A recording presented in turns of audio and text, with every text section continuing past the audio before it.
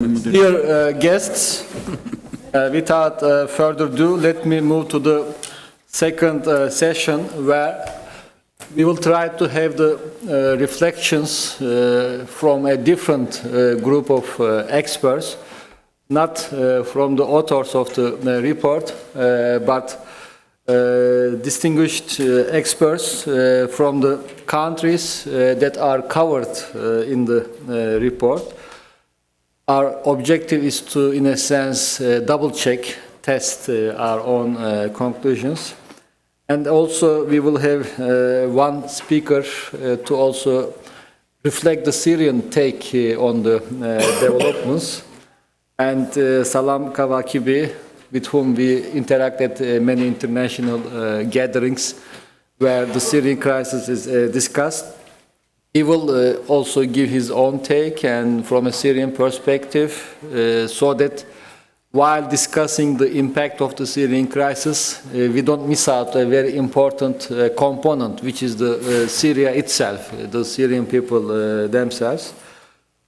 Let me start then with Dr. Fuat from the AUB to discuss the effects of the Syrian crisis on Lebanon from the Lebanese perspective with his own insights, so that we can also take note of his remarks and incorporate into our own final report. Doctor, you have the floor. Thank you. Thank you very much, and thank you for giving me this opportunity to be with you. And indeed, actually, after listening to the first session, and listening to the presentation of the report, I don't know exactly what to add to this part of the impact of Syrian crisis on Lebanon. But let's look on that and from a bit different point of view. First to say that a lot of ink has been spilled over the on this topic of Syrian refugees and the impact of Syrian refugees in Lebanon, and mainly, actually, we're talking about, of course, the negative impact of 22% of Syrian population in Lebanon are Syrians, or UN agencies talking about 26%. So the numbers is quite variable from 1 million and some said 1.5, which is it's quite a bit confusing talking about that. Also, there's a lot of talking about overusing the system, the infrastructure, the water supply, electricity, jobs. And always from sort of negative impact, saying that there's a water consumption increased by 28%, for example. And that means there's like a overstretching the system that's already fragile. Also talking about the increase of unemployment among Lebanese, that the number jumped to very high rate of almost 20% of Lebanese are unemployed, and this is quite a very high number. But also talking about the Syrians or Syrian refugees themselves, we know from different reports that 86% of Syrian refugees in Lebanon are living in areas that having the most vulnerable Lebanese. Numbers talking about 66% of the most vulnerable Lebanese are living side by side with the 80% of Syrian refugees. That means poor living with poor. So talking also about overusing and overstretching the health centers. Some numbers said that 35% of health centers visitors are Syrians. So, okay, well, this is the very dark situation, that we see that in many reports, in media, and in a different, even international organizations that working inside Lebanon. So is there any positive impact? Some reports saying yes, and including this report. And we know that a survey has been conducted here in Lebanon by UN Habitat and IFI at AUB. This survey showed that the average monthly rent that paid by Syrian refugees in Lebanon is around $200. That means the total number paid by Syrian refugees and upper class in Lebanon estimated by $400 million yearly, which is a quite good number to contribute in the Lebanese economy. This number actually is in a report published by IFI. Also, the local markets now are using local goods and materials instead of Syrian materials that was used before the crisis. And because of this shortage now and destruction of the industry in Syria, so many moved to Lebanon and start, investing here and producing the local goods and materials to be used in the local market. Also, middle-class refugees, if the term refugees here is the right one, increased consumer demand by spending their saving in the Lebanese market. The other part of the issue is the mechanism, the adaptive mechanism actually, the informal adaptive mechanism that established by Syrian refugees and hosting communities to address their needs that's already difficult to be addressed here in Lebanon. And anyone can go to Biqa, for example, to see how people secure their, own, or generate their own money in spite of all these restrictions on their work permit, even their mobility, and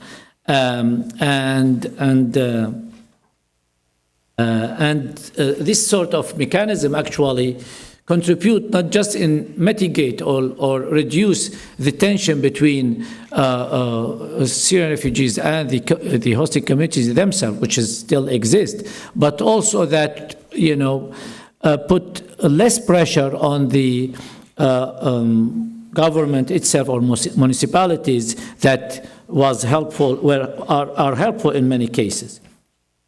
Anyway, I'm trying to say that on a different part, it's not just always, when talking about the burden of Syrian refugees in Lebanon, it's not just always an economic part, or it's about infrastructure, or about the issue of employment, but it's more political issue / social issue than economic one. We all know the situation, the political situation in Lebanon. We are now aware about this sort of tension that created by politicians talking about nationalization of Syrian refugees in Lebanon, and this fear of having tawteen, and the issue of people should go back home because there's a problem of we don't want to repeat the issue of Palestinian refugees and all that issues of political part. But what is actually the way forward? As we all know now, this is sort of long-term crisis. There's no light in the future, and this is not unique for Syrian crisis itself. It's the same in Iraq. That's now in the second decade of crisis. It's now it's the same even in Afghanistan, for example, in the region. So, I mean, that's the type of crisis now that start to be happened in middle-income countries and urban settlements, and people move, in a big amount, created actually a new political reaction, but also posed critical questions on a humanitarian response and state response in that issue. And I want, before ending my intervention, to raise some questions that usually we avoid to raise that, or those type of questions. First, is it the only form of a humanitarian response that the global, the international communities can address such a sort of long-term crisis? We know that this form has been shaped around the idea of emergency or acute response, and ignoring usually the issue of protracted nature of this political / war crisis. By ignoring that, we're creating a sort of chronic problems. Some examples is from education in Lebanon. We know that more than 200, actually some reports saying about 250,000 kids that are in school aged are not enrolled in school, and that will be, the number will be increased by time. We know that there's a problem of, addressing chronic diseases, for example, but also the most important one is the legal issues. In early 2015, the number of Syrian refugees that are illegal because they didn't renew their residence permit were 9%. At the end of 2015, I mean 1 year after that, the number of Syrian refugees that are illegal because they didn't renew their residence permit jumped to be 75%. So from 9% to 75%. And why? Because, the government, raised the fees to $200 per person per year. That means a family of 5 members has to pay sort of $1,000 a year, whereas they don't have any work permit. They don't have, there's shortage of subsidies in terms of food, health services, education, and ended up to have like increasing child labor to fill this gap. The other issue that I need to raise is about the issue of refugees versus nationals. And this is, it's not just exclusive for Syrian refugees, but now it's globally. Should we have like a sort of parallel systems in a country that dealing with, refugees and another system that deal with the nationals? Can that be, last for a long time? The example from UNRWA and Palestinian refugees here in Lebanon. So they have this system that's parallel with the national system since 60 years. The third issue is, can we start thinking about refugees or displaced persons as not as a burden, but also could be an asset to contribute in the economy, culture, and even political issue. And I will stop here actually to say that addressing the impact of Syrian refugees in Lebanon cannot be disconnected from the political aspects, from the historical aspects that, between these two countries, and also cannot be disconnected from the interest of, different regional powers that are now integrating a lot in the Syria crisis. Thank you very much.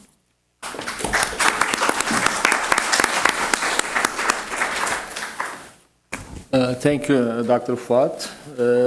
Unfortunately, because of scheduling changes, our Jordanian speaker couldn't make it today. Now, we move to Professor Dilaver Alaltin from Erbil, Middle East Research Institute, another think tank that has been covering regional developments based in Erbil. We have been communicating and cooperating before on different issues, and Dr. Alaldin will also give an Iraqi perspective, but also perhaps put the nuances of the Kurdistan region into the discussion as well. Please. Thank you. Now I have half an hour now to speak? Yeah, why not? صباح الخير. يشرفني أكون معكم اليوم وأشكر المنظمين. I want to thank CAS, AUB, ORSAM, everybody. What a privilege to be here. I think from what was said this morning, there's no need to repeat that there's such an impact of Syrian crisis on everyone, whether it's economic, security, political, social, and the rest of it. So I'm not going to repeat that. But what is interesting is that Iraq is unique in this entire circle. Turkey, Lebanon, and Jordan are functional states, and they remained sovereign states before or after the Syrian crisis. So there was no threat on their entire functionality or integrity or survival after the crisis. It's a question of how you can absorb the trauma and how you survive, how you come out better off, despite all the challenges. So these are the challenges for them, but that's not for Iraq. The other important thing is that internally, Turkey, Lebanon, and Jordan, of course, they will evolve as a result indifferently, or their pathway of evolution will be affected by the crisis, whether that is again social, economic, demographic, political, and so on. But that's as far as it goes. As far as Iraq is concerned, it's entirely different. Iraq and Syria are inextricable. Before the colonial period, before they became independent, they were one. Actually, in the plan that was never implemented of Sykes-Picot, Mosul should have been part of Syria, or maybe Syria should have been part of Mosul. The two were considered to be appropriate for French influence areas. So that's how they were so one. And even after that, the tribes, the relation, whether it's Sunni, Kurdish, or whatever, they were all inextricable. So what happened in Syria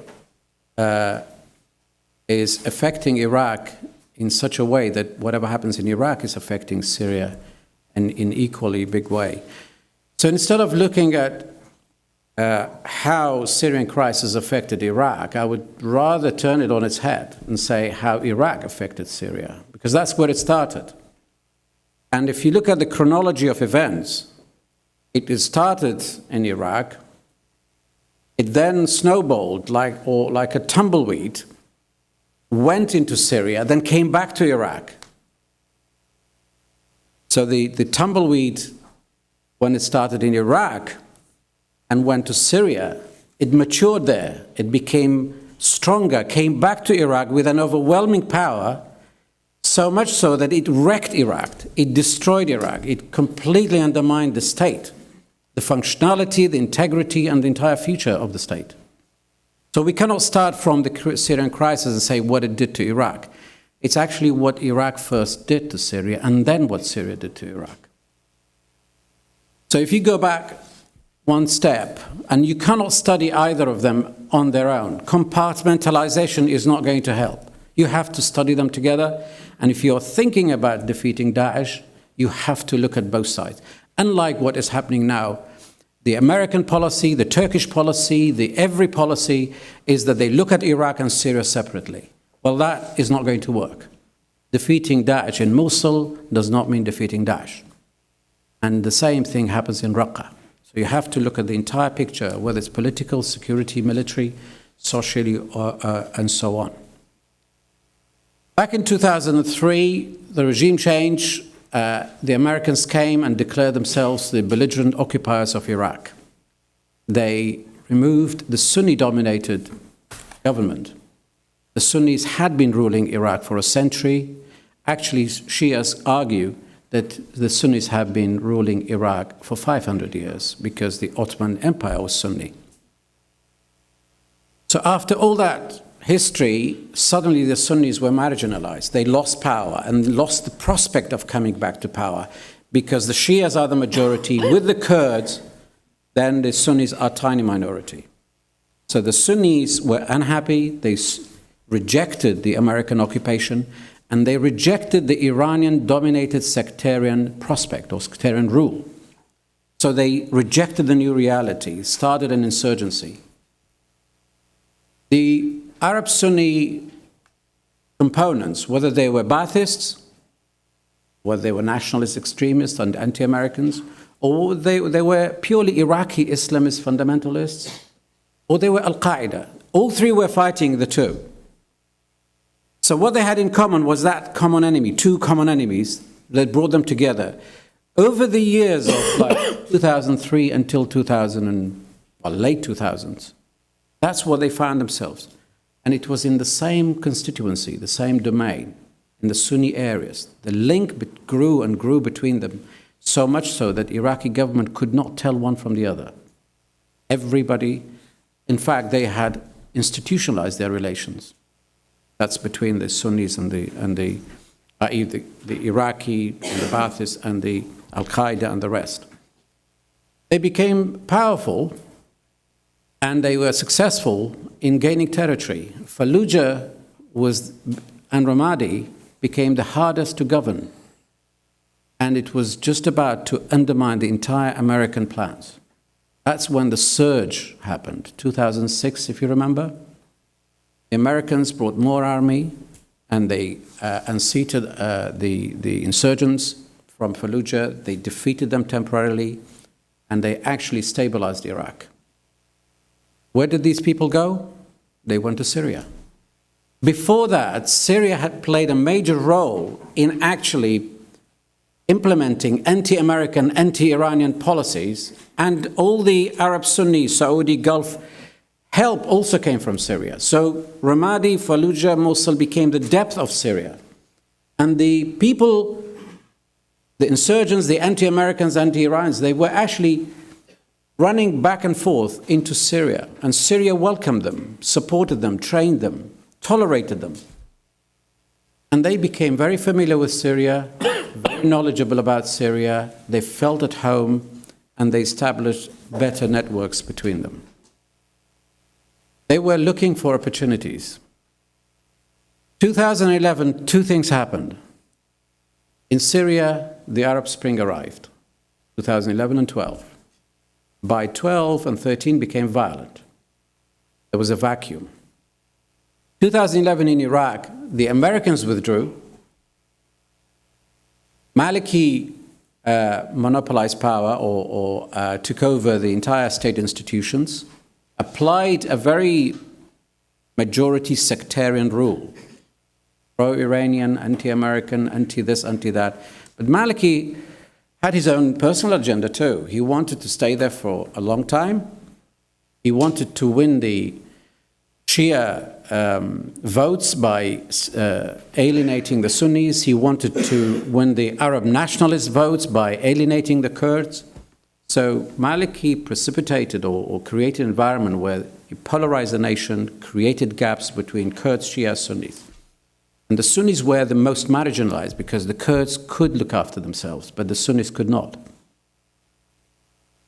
By 2013, Iraq was already dysfunctional, already torn apart. The Sunni leaders were targeted. The fabric of the society was getting looser and looser, disintegrating, but gradually.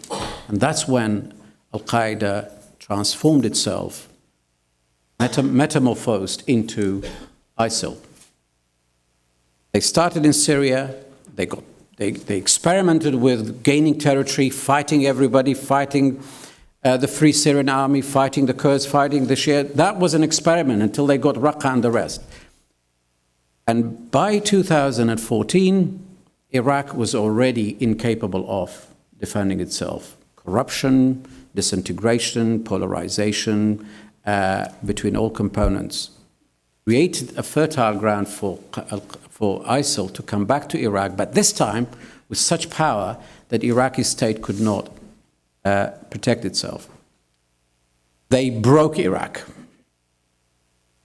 They had such an impact that, first of all, they dismantled the Iraqi army, the very apparatus that can protect Iraq's integrity and be the symbol of state institutions. The Iraqi army not only was discredited, defeated, dismantled in the Sunni, never recovered, even today, and it will not recover soon because it was replaced by Hashd al-Sha'bi. Hashd al-Sha'bi is not just a transient model of protecting Iraq. It's there to stay. If you look at Iranian model of ruling inside Iran, in Damascus and in Lebanon, these are institutionalized paramilitaries that will remain there because they serve better the policies. ISIL came and broke Iraq, but also undermined the Sunni politicians, Sunni constituency. They hijacked 1/3 of Iraq and almost threatened to crumble the rest. The dynamics of politics in Baghdad changed as a result of ISIL. The Sunnis lost their ground, lost their influence in Baghdad. The Shia became the ultimate authority and decision makers while being dysfunctional and deteriorating further. The deadlock in Baghdad, what we see today is a consequence of evolution of those days' events, not just today. It's not like one character doing something there. No, this is all evolution into that effect. Economically, ISIL and the new situation created a huge burden on Iraq while this coincided with the drop of oil prices. While Iraq has no economy. There's no economic crisis in Iraq, there's financial crisis. Iraq's economic structure was never there. It was weakened beyond repair. It was already weak. And Kurdistan is the same. Economic structure weak, financially they were dependent on oil, now that's gone. And ISIL war created even more. Socially, again, polarization, radicalization, and the rest will happened. So that is where ISIL managed to completely undermine the state institutions, the ability of Iraq to stay as an integral unit or as a functional country or keep its sovereignty. But meanwhile, Iraq's decision-making process was overwhelmed by Iran. So Iraq could not look after its own sovereignty, its own decision-making. And of course, regional powers, Turkey, Saudi Arabia, and Iran, their rivalry further fueled that fragmentation. There were wars by proxy, influence by proxy. All of them were used, of course, Turkish, Saudi, and Iranian policy in Syria, like again the same thing in Iraq. You're talking about a failed state and a dysfunctional state next to each other, but regional powers dictating the agenda and influencing the proxies inside. So that is where the two are now facing a very similar fate. Iraq is fast deteriorating. Now, this is Iraq, and the prospect of Iraq coming out of this, it's very, very difficult to foresee how it will happen. Iraq and Syria changed beyond recognition. Their fortunes have changed, and it's very difficult to see how they can survive so easily. Of course, going back to pre-war, pre-ISIL is impossible. There will be no such Syria as it was before 2011. A new Syria, new arrangement, new rule, new structure will have to evolve in the same way in Iraq. But for you to look at the impact inside Iraq or Syria, you cannot actually just look at like bird's eye view, look at the big picture and stop there. You have to go down a little further with a slightly more sophistication. Kurds in Iraq and like Erbil and Baghdad, their approach to Syria was different and their effect was different. Baghdad found itself aligned with Iran, Baghdad, Damascus, Hezbollah axis. So they supported the Syrian regime, as well as that more like Shia belt. The Kurds in Erbil did not necessarily engage in that. They did not oppose it, but they did not engage. It was too far away for them to deal with. But the Kurds were very much affected and engaged with the Kurds in Syria, with Rojava. The Kurds inside Iraq are not united. So there was no united policy either. We have Kurdistan Democratic Party that is closest in terms of territory to Rojava as well as to Turkey. So they treated PYD and Rojava differently from the rest. But altogether, there were times that the Kurds in Iraq were opposing advances in Syria because of bad relations between KDP and PYD. But there were times completely the opposite. They engaged constructively and they helped each other. So there were times that Peshmerga went, in fact, via Turkey, to Kobani to transform the fortune of Kobani, to tip the balance and help the PYD win against ISIS. All the progress has happened since then inside. So the Kurdish engagement with the Kurds in Syria, with Rojava PYD, has been really a kind of love and hate relation where they at times helped, at times opposed. But all in all, that's where the impact is. What happens in Rojava will impact the KRG and vice versa. But PYD and Peshmerga are both facing the same enemy in that way. But of course, whatever happens in Turkey between the state and PKK will affect the KRG, of course, will affect the PYD, of course. So you can see that the economic burden was the same on Iraq, like everywhere else. The radicalization, the social effect, the politics, all of that, security, were the same. I'm not going to go through them. We have the numbers that you talked about. Remember, Kurdistan region of Iraq is only about less than 5 million, yet 1.5 to 1.8 million internally displaced, plus 250,000 refugees from Syria.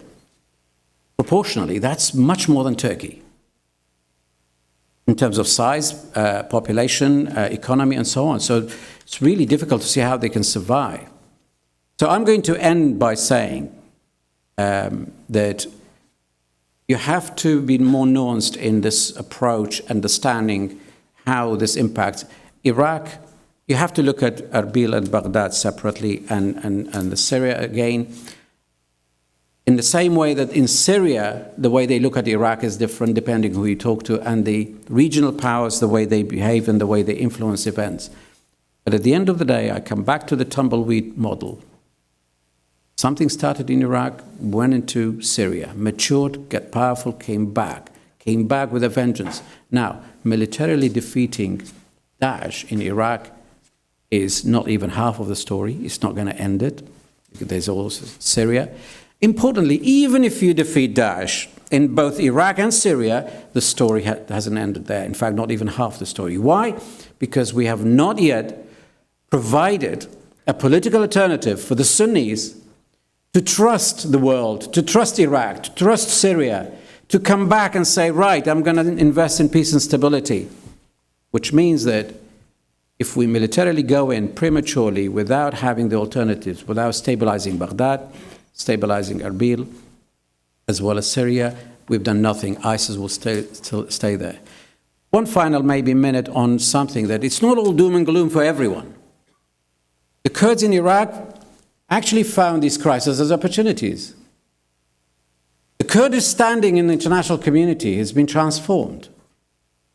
The Kurds in Iraq are major steps closer to independence.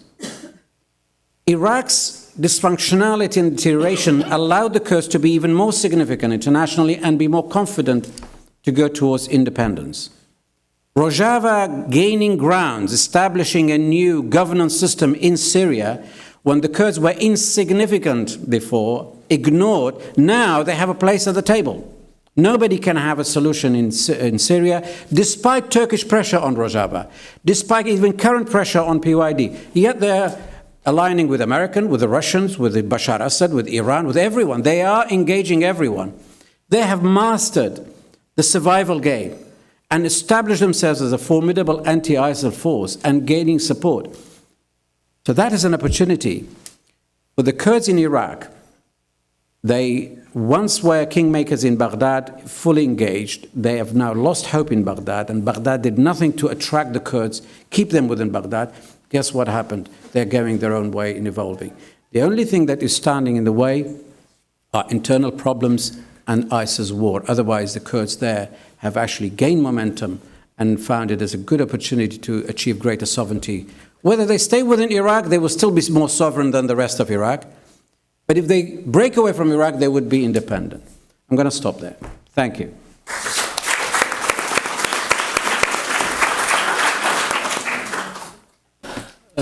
Thank you, Dr. Alaldin. Now we move to Dr. Mesut Özcan. He is Director of the Diplomacy Academy at Turkish Ministry of Foreign Affairs. He will also talk about the Turkish case with his own reflections. Although he is working for the Foreign Ministry, he is a former academic and he has been teaching and studying on the Middle East for many years. Mesut, you have the floor. Thank you very much. And I'd like to thank also the organizers and also ORSAM for the report. I will share my views regarding this issue on Turkish domestic policy, foreign policy, and also economic and social impacts on Turkey as well. And much is said in the morning, and the report is a very detailed one, but I will briefly talk about the impacts of the Syrian conflict on Turkey. In terms of political impacts, we can talk about domestic and foreign policy impacts. In terms of foreign policy, if we start with foreign policy, we can talk about bilateral and also regional impacts. In terms of bilateral relations, if you look at Turkish-Syrian relations in a historical perspective, unfortunately, Turkish-Syrian relations were problematic for many years, for many decades, from the very beginning of the Turkish Republic, also from the independence of Syria. The relations between Turkey and Syria were not that very friendly. And the only period that we have a friendly relationship between Turkey and Syria was between 1999 and 2011. During the Cold War years, for several reasons, for example, the issue of Hatay or Levi-Skenderun, or because of being on two different sides of the Cold War rivalry, Turkey and Syria, on different camps. So we all had difficult relationships between Turkey and Syria. And in that regard, PKK issue, water issue, other issues were also negatively affecting bilateral relations between Turkey and Syria. And as I said, between 1990 and 2011, we witnessed another era, and we witnessed an increasing political, economic, and cultural relationship between Turkey and Syria. And with the onset of the Arab Spring, this came to an end. And this Arab Spring and the following developments in the region also affected regional dynamics and also Turkish policy in the region. And it's also mentioned in the beginning in this the morning session, because of the polarization in the region, not only Turkish-Syrian relations, but also Turkish relations with some other countries like Iran is also very much negatively affected by the developments in Syria. So we can talk about these type of negative impacts in terms of foreign policy for Turkey of the Syrian conflict. In other words, if you talk about domestic impacts, domestic political impacts, it's very much related with the Kurdish issue or PKK issue in Turkey. And before the conflict, Turkey was trying to have a kind of solution to the Kurdish issue. So there were some talks going on between Turkey and also the Kurdish political figures. But the developments in Syria and the increasing status of the PYD in Syria negatively affected these talks, and now it increasingly became a much more security issue for Turkey. And in that regard, the Syrian conflict also affected domestic politics of Turkey in a very dramatic way. And it's also mentioned in the morning the security issue, security problems emanating from Syria is very much crucial for Turkey nowadays. Not only PKK or PYD, but also ISIL is also, and also foreign terrorist fighters also became an important threat for Turkey. Regarding PKK, because of the developments in Syria, the tactics and also the capacities of PKK is also changing. Now they are also establishing or employing some other tactics they developed in Syria, and this increased threat against Turkey. In that regard, this created a huge security problem for Turkey. In terms of ISIL, ISIL carried out several suicide attacks in different parts of Turkey, not only in bordering towns, but also in Ankara and also in Istanbul. This negatively affected the security conditions in Turkey. So Turkey has to fight with two terrorist organizations at the same time, so this creates a huge burden on Turkey. And this also negatively affected the domestic environment in Turkey. If we were talking about this Kurdish issue a couple of years ago, there were a positive environment, and there was a kind of environment in which people believed in a kind of solution for true negotiations. But with the increasing conflict in Syria and also with the repercussions for Turkey, so now in Turkey, people less and less believe in a kind of solution through a dialogue, through some kind of talk. So we have different camps on different sides.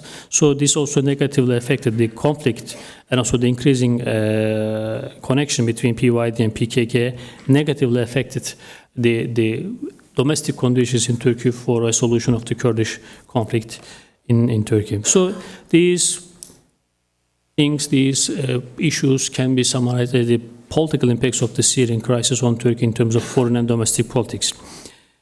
If you look at the economic impacts of the Syrian crisis on Turkey, similar to the political relations, we witnessed also an increasing economic relationship between Turkey and Syria during 2000s.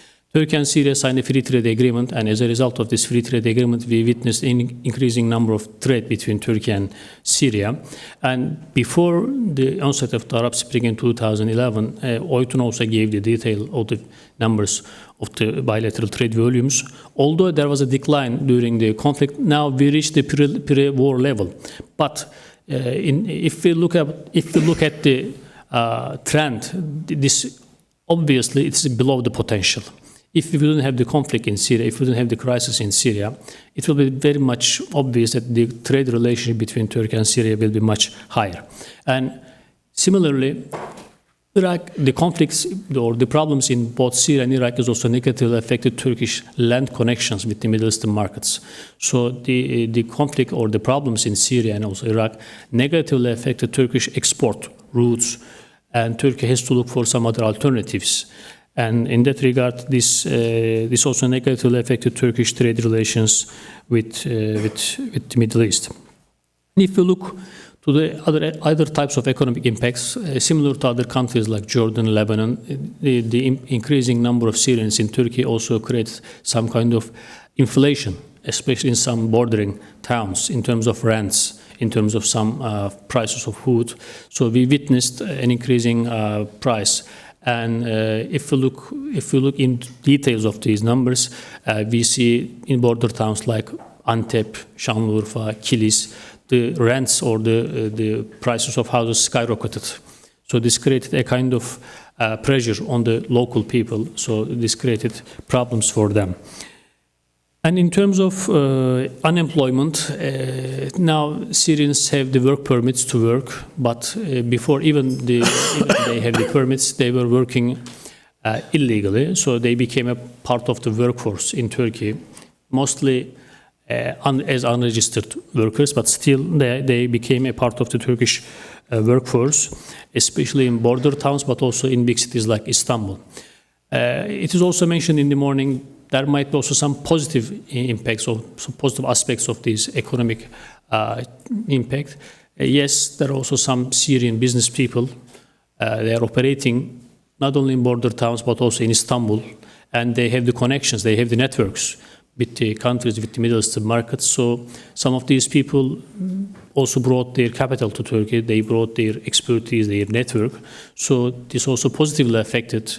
And in Istanbul, there are some towns, there are some places, mostly Syrians or the Syrian tradespeople are operating. So this is also a positive aspect of this economic impact. And in terms of tourism, however, the conflict and also the increasing terror attacks negatively affected Turkish economy, and now we see a kind of decline in terms of tourism revenue in Turkey. And if we look at the social impact, lastly, it is also mentioned in the morning, and it's also written in the report.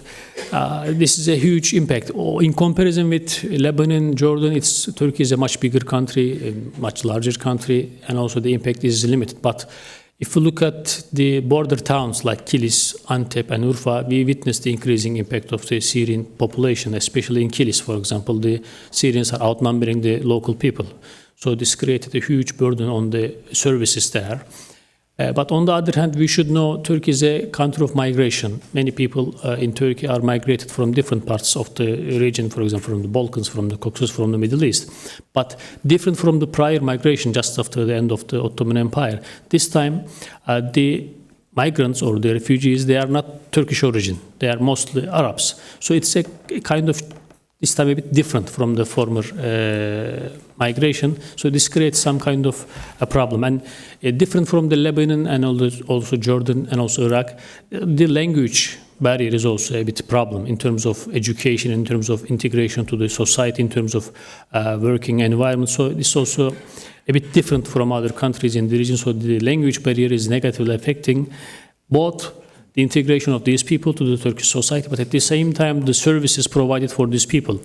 Now, the Syrians have the access to the basic health services freely, but on the other hand, the language barrier sometimes creates problems for these people.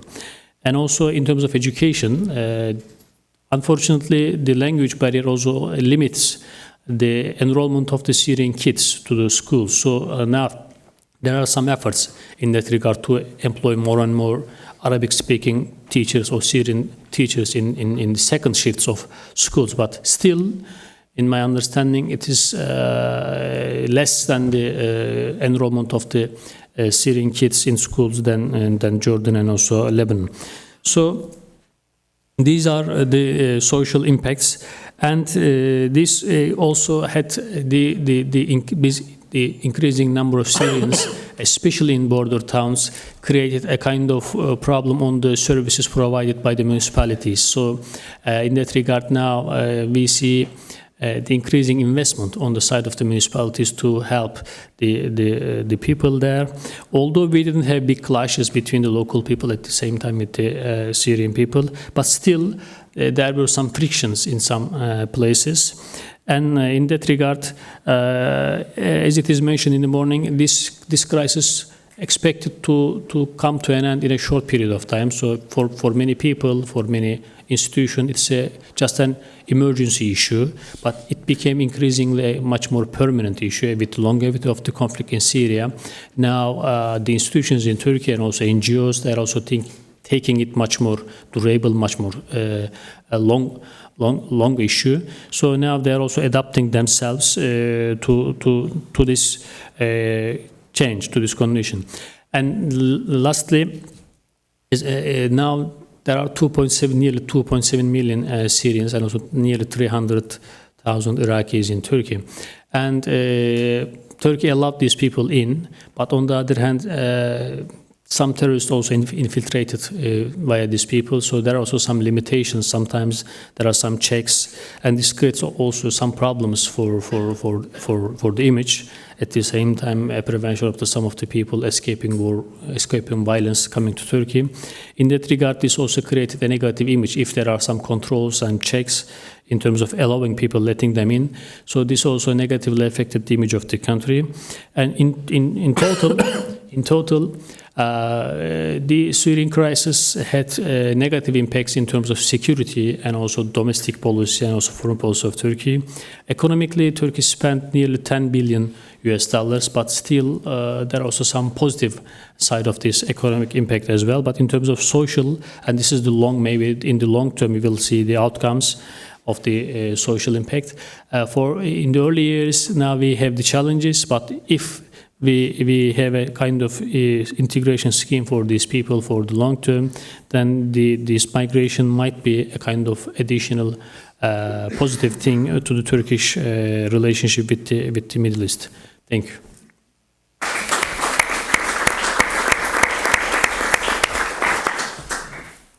Last, before turning to the audience, we go to Salam Kavakibi from the Arab Reform Initiative.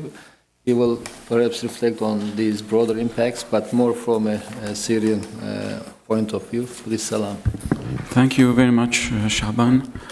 First, I am very sorry for my exotic English. I am more francophone than anglophone, and if I don't find my words, I will use the same in French with shin in the end.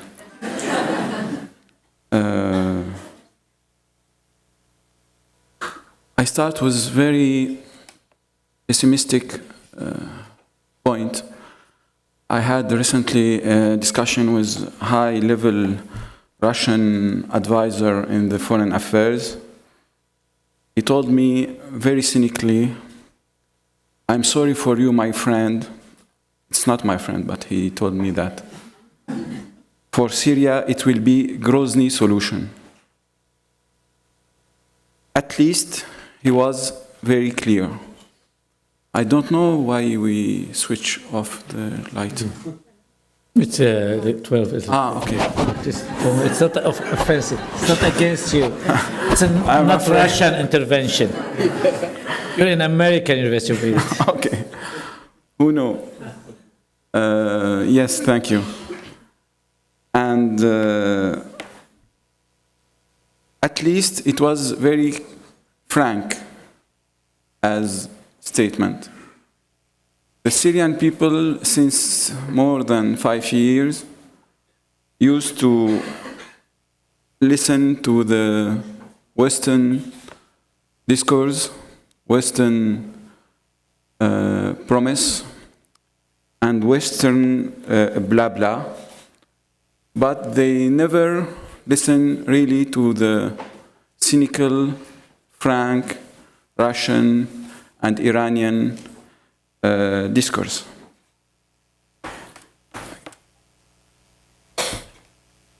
Now, just yesterday, more than 88 Syrian NGOs signed a petition against the impartiality of the United Nations.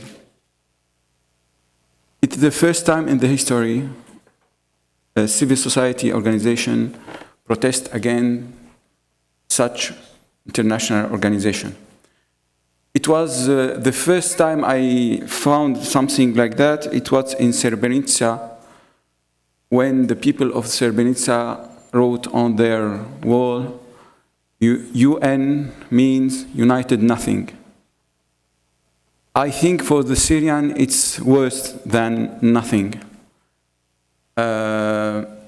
Last very humanitarian position of United Nations was the declaration of the Health Organization, World Health Organization, who sent a letter to the Syrian regime to fight against the tabagism.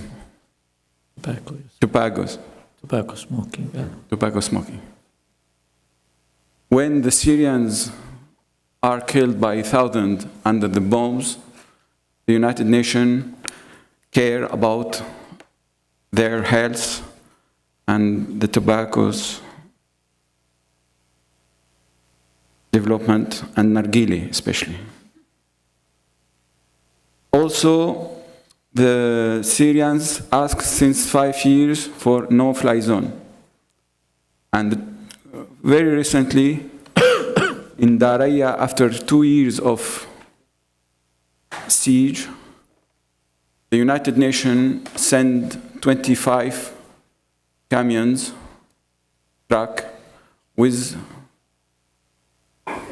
mosquito nets. It's no-fly zone for the mosquito. And shampoo and some other healthy things.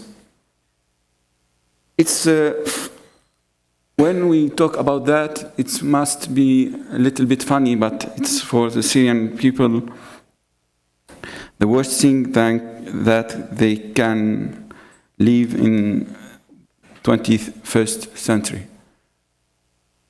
With all this cynical and hypocrite international policy, we are all, not all of us, but the majority of the international public opinion are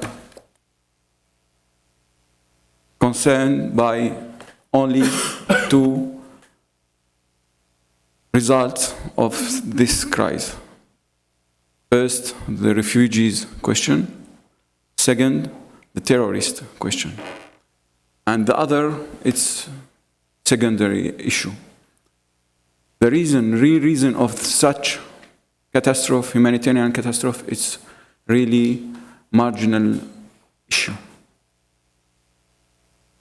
Few weeks ago, I was here in Beirut to discuss with friends and colleagues from Arab world and and our friends also from ORSAM were there, about the issue of refugees. I was shocked, not like a Syrian, but like a human being, about the way how some of the participants present the issue. I am sorry, especially from Lebanon side. One lady, head of village or small city, she told us exactly that. We found very painful to teach the Syrian refugees how to put their garbage in plastic bags. It was real, it was not a comic show, but it was a real discourse. Someone other spoke about the social cohesion in Lebanon, threat by the Syrian refugees. Social cohesion in Lebanon. I don't see anymore. Nothing. Social cohesion. The third person spoke about the student who use the infrastructure of education, schools, and we know Fuad, he mentioned figures about 200,000, 16,000, and more, I think. But we know also, and you know also, that the Ministry of Education in Lebanon present to the UNICEF figures of 400,000 students in the schools. And they receive for each one $600 per year. And we don't have not more than 170,000 students really in schools. It's not to say it's not an issue. The refugees, it's not an issue. It's a real issue. It's a problem. To manage this issue, we need two things. And I think one of those things is realizable in Turkey, but the second one, is very difficult everywhere. The first one is to have public policy. In Lebanon and in Jordan, they don't have even public policy for their own country. And to manage the issue of refugees, it's worse and worse and worse, and very difficult to manage. In Turkey, at least, they have real public policy. And I think, because I was in Zaatari, here in Lebanon, in camp, not camp, but because Lebanon don't recognize the camps, but anarchic camps. Yeah, informal. And I was in Turkey in the camp. We have more than 25 camps in Turkey, for each one, not more than 10,000 people around. And people in the camps can work outside the camp and come back in the evening to the camp. In Jordan, I teach for 15 days in Zaatari. It was camp de concentration. It's prison.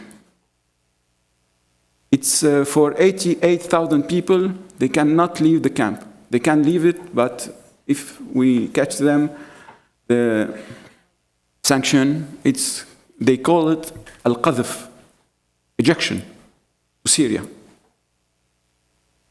Of course, in Jordan we have hundreds of thousands outside the camps, but to say about the public policy to manage the issue of refugees. In the camp we have, in Zaatari we have doctors, engineer, professor of university. They cannot teach these children.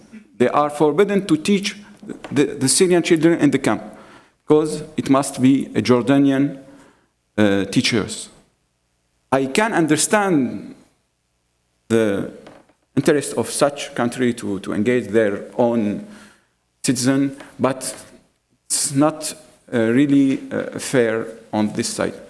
The second issue to manage this issue of refugees, it's when we talk about refugees, we don't have any representative of refugees everywhere.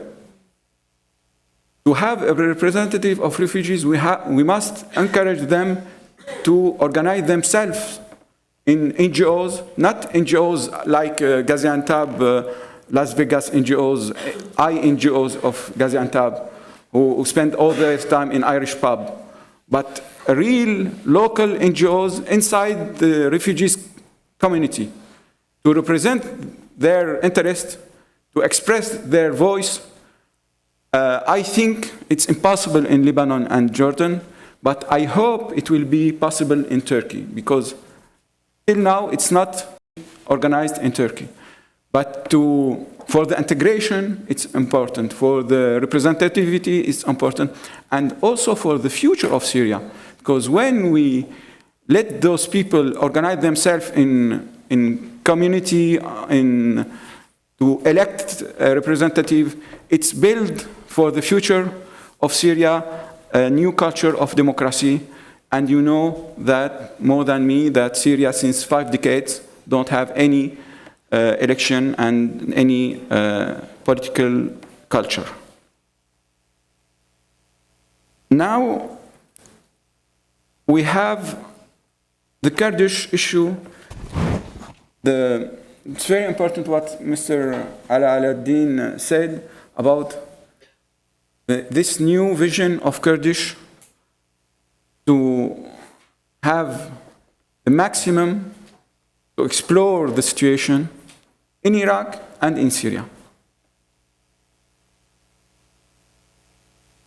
I was happy to hear about the definition of PYD as a PKK, because we have enough from the Western hypocrisy when they defined PYD as a different body than the PKK. It's the Syrian PKK. They receive their orders from Qandil mountain. Not even Saleh Muslim, it's not even a relevant person. He don't have any decision in the issue of the Kurdish in Syria. They explored the situation.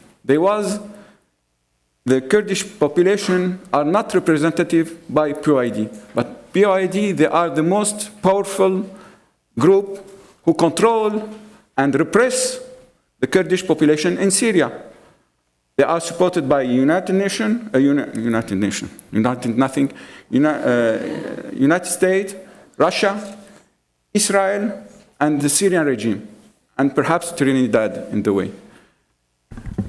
They believe themselves that they will establish their own Rojava. Okay. But if we look on the map, we have 3 Kurdish pockets in the north of Syria. To establish this future Rojava, we must acting ethnical epurushin, cleansing. And I think it will be impossible, even from the side of the Western country. They cannot allow this operation. But in the same moment, I just heard yesterday that Manbij, it's a Kurdish city. Halab, it's Kurdish. I don't know when Larnaca will be Kurdish also.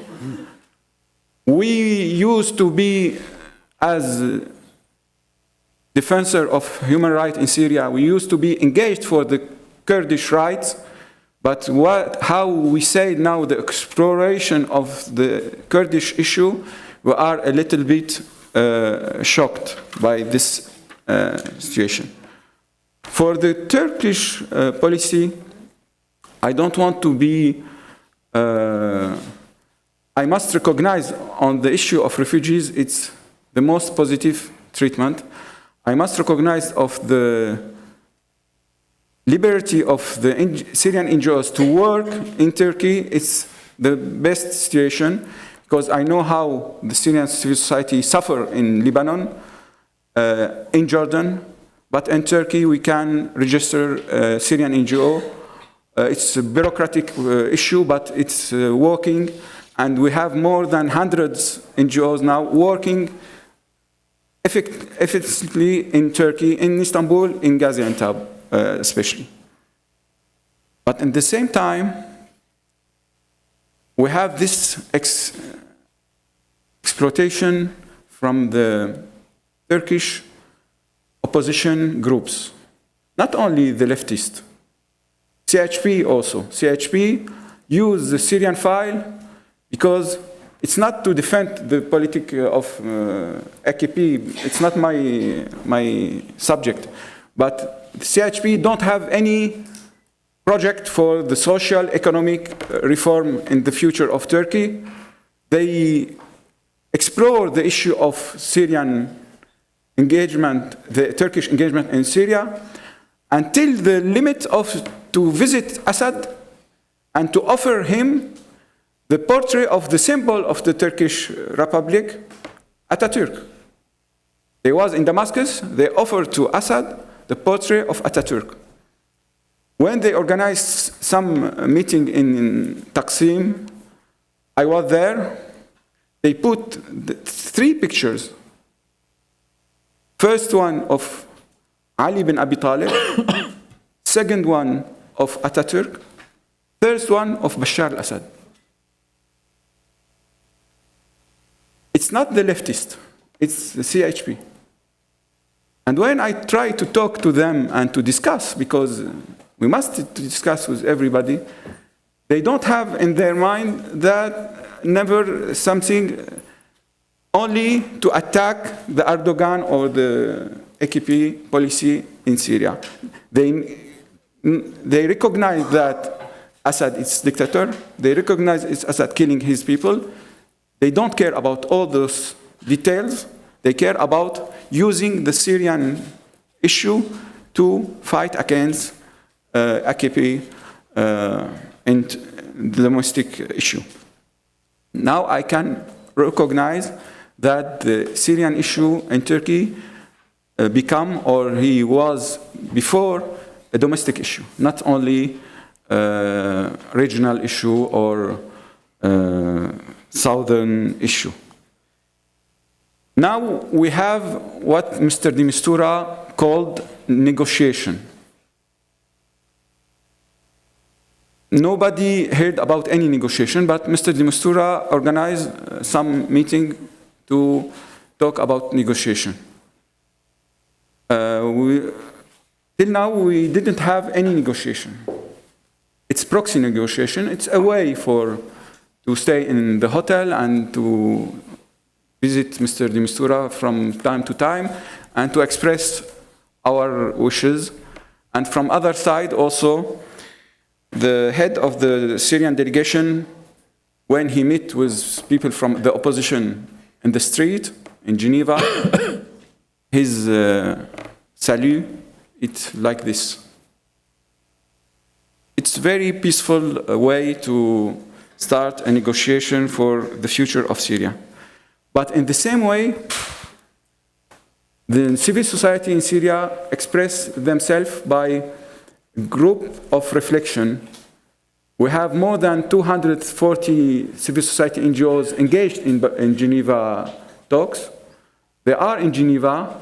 They don't believe on the neutrality of the civil society, but on the independency of the civil society. It's two different issues. They are not neutral, they are independent. And it's very important to say it because Mr. de Mistura, again,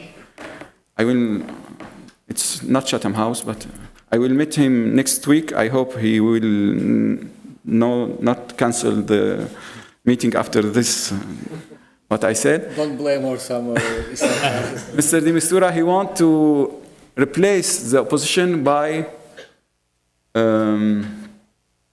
NGOs. He thinks that the NGOs, if they are neutral, they can make some pressure on the delegation of the Syrian opposition, put them in very bad situation, and push them to make more concession. And I think it will be very unhelpful strategy from his side. And I think he started to recognize this mistake, and especially when he met with the Syrian civil society, and they told him they don't want to replace anyone, they want to have their own agenda, and their own agenda linked to the human rights, democracy, and reconstruction of peaceful state. And those three fundamental issues, they are against the regime policy, and indirectly they support the position of the opposition. I think if I have 2 more minutes to have positive, it's not my way to have positive statement, but I must do it. My friend told me it's your speech all the time. They are very pessimist. You must end with optimist, something optimist. We, not me, but we Syrians work on the future. We have many different programs. I don't talk about UNDP program. It's not my issue, but Syrian project. At the Day After project, I invite you to visit the Day After website to see how the Syrians work for the future of Syria. We work also in Arab Reform Initiative to teach young people from the camps, or we used to do it also in Turkey, in Gaziantep, in 3 different issues: local administration, justice and security reform, and the third one,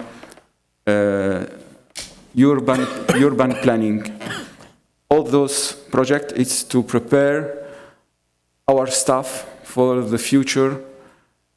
We don't know when, we don't know how, but at least to have some people ready to start the reconstruction. We try to organize also some meeting to think about the decentralization of political decentralization of Syria. We ask friends from France, from other countries who had this process of decentralization to have some experience. We don't nominate the system. We don't talk about federalism, non-federalism. We don't care about the title. We care about the local democracy in the future. And I think local democracy in the future need political decentralization in Syria. Thank you very much.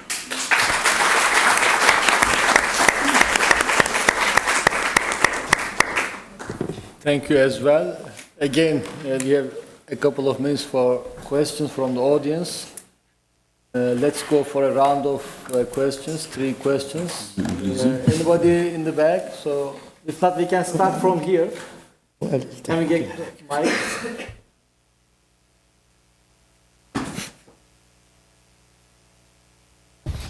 Hi, my name is Rudaina Balbaki. I work here at IFI, and my question is for Mr. Özkan. You have talked about the foreign policy, the impact of the Syrian crisis on the domestic and foreign policy of Turkey.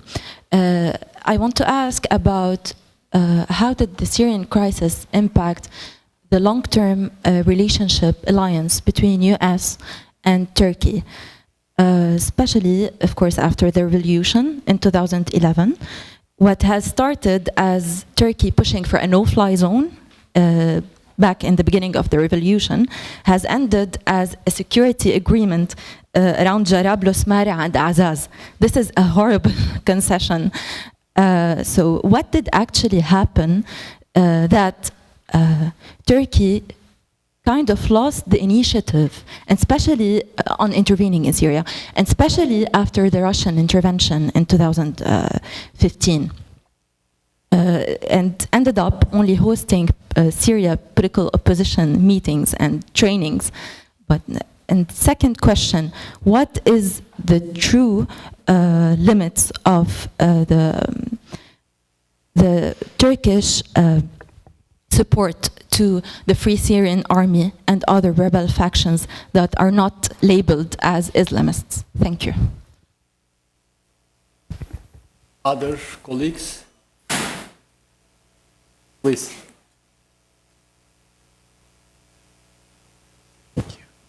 Hi. We've talked about the impact of Syrian refugees on neighboring countries. I was also interested to hear your thoughts on the impact of international organizations, INGOs, and donor institutions in places where they're now established to work on the Syrian crisis, like Gaziantep, for instance.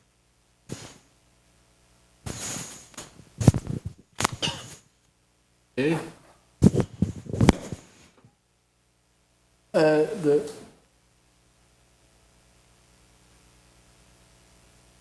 Hello, my name is Hoda Shor. My question is for Mr. Fouad. Sir, if you could give in 5 pinpoints, what would you suggest for the Lebanese government to do to ameliorate and to better the situation of refugees here in Lebanon? Thank you.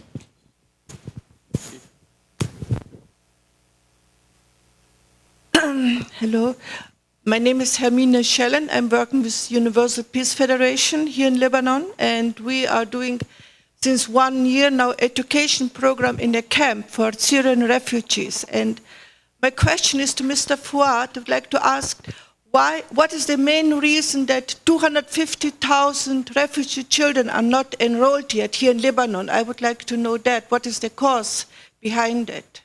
Thank you. Go to the panel and get answers, and if there are more questions, we can have another round. Would you like to respond on the international organizations? About the INGOs, it's a huge issue and very, we can find in very positive and very negative dimensions. As I said, in Gaziantep you have more than 215 INGOs or representative INGOs. Mainly the British and the American pay a private society to manage the money, and at least on $100 million, the Syrian issue receive at the end 20 million only. The 80 million, it's for the cost, for salaries, for overhead, for. And of course, some INGOs do very important work, especially in the medical issue. But now we have what we said, like moda. Fashion. If you have transitional justice training, all the INGOs will do transitional justice training at the same time. If you work on the media issue, you have hundreds of training on the media issue, because we can do something very fashion with. And now the fashion is peace building. It's changing every week. We can change the title. To end, I was very optimistic one on my life. When I talk to people on INGO working in Jordan about the issue of the Syrian conflict, it was 2 years ago when Assad was in very bad situation before the Russian intervention and before the implementation of Qasem Soleimani troops in Syria. I talked about 6 months to end the crisis and to build peace. I make a huge mistake, but the reaction from those who was in the room from the INGOs was very negative. They told me, no, it can't be like this because we register our children in the school for 1 year.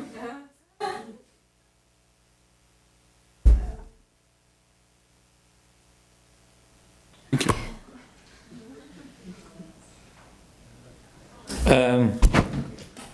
Okay, so the first question about the Lebanese government, my suggestion or my recommendation. The first one actually is to have a Lebanese government, because I think that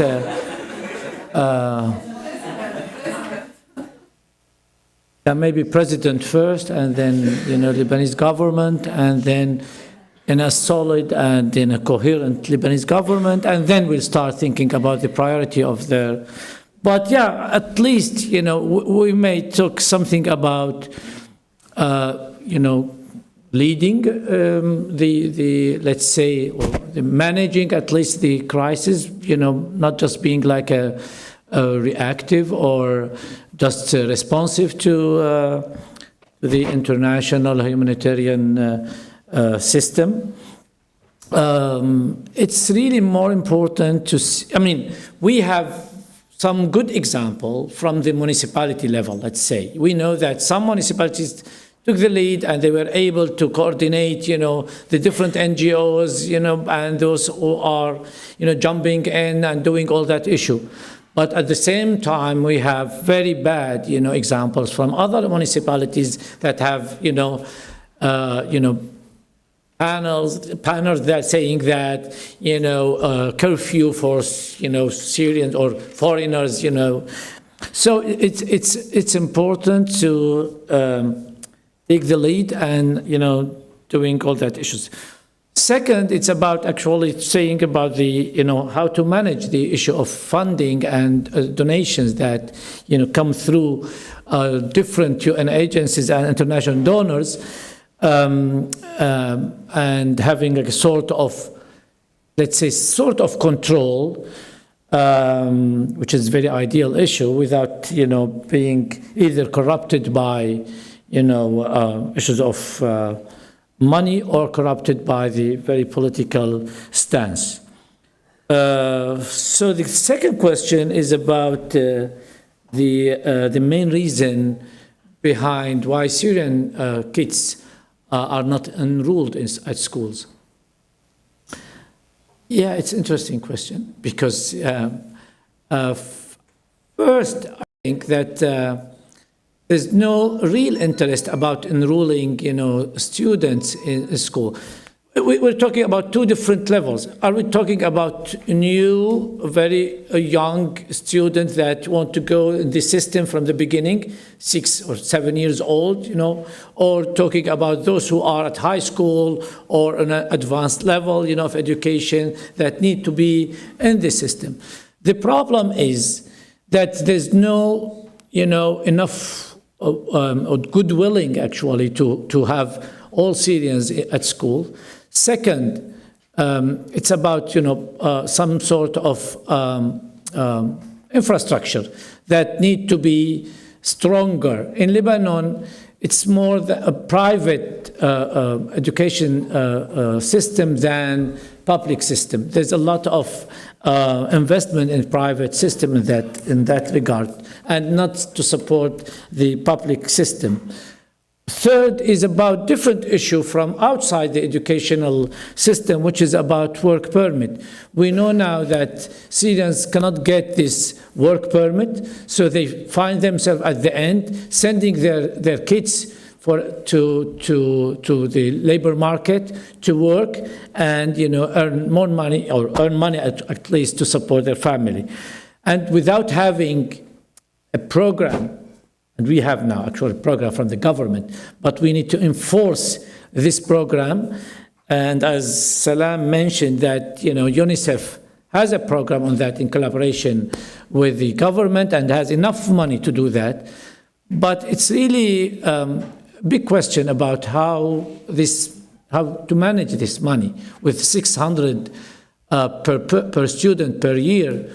In Lebanon, it's quite good, to have one enrolled. But when we know that maybe more than 60% of these 600 go to salaries to those are working in the agency itself, that means there will be definitely be shortage in addressing this need.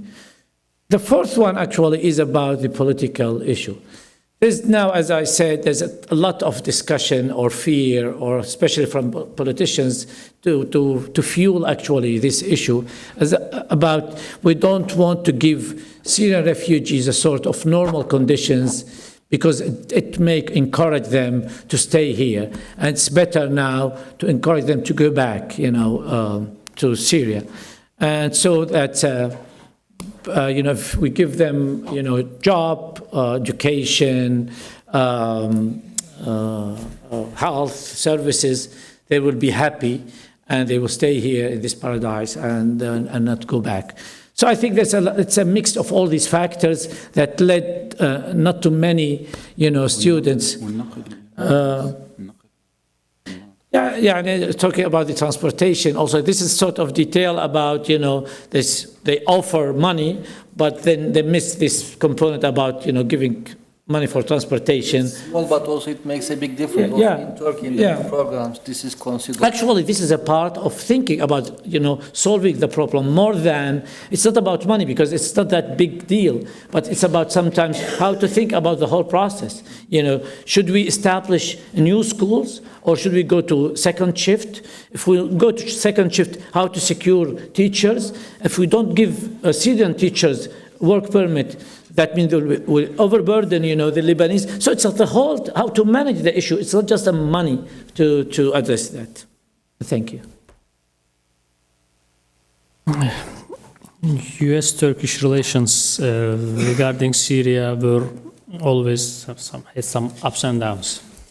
In theory or in rhetoric, they share the same priorities, they share the same aims, but on the other hand, they have some different let's say tactics or strategies maybe.